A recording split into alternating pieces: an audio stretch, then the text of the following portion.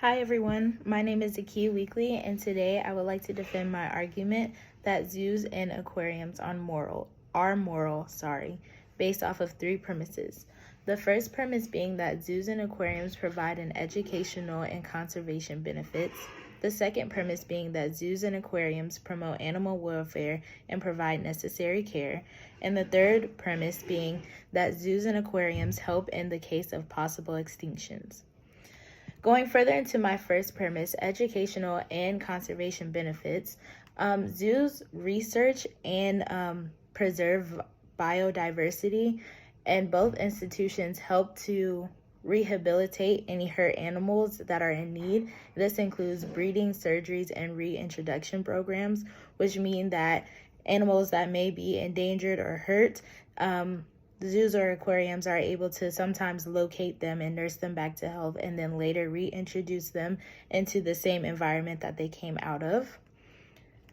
All ages are able to also learn about these animals close up, which is very helpful because it helps to encourage empathy and appreciation for the animals that are being exhibited. So some students may remember growing up either in elementary school or middle school, going to a zoo or aquarium, and that helps for students and just people in general to learn about the animals that are not just in our area but around the world and things like that. And it's very helpful for everyone to have basic knowledge or education of these animals because it helps with poaching and hunting and things like that. My second premise being animal welfare. So animals in these institutions like zoos and aquariums, they're treated with love and respect. A lot of the people, workers and employees that work there, they're people who understand animals and have licenses and permits and education behind helping these animals. So they are not being hurt or harmed in any way. In most cases, they're actually being helped and in a better off condition than they were when they were found or when they were taken from where they're from.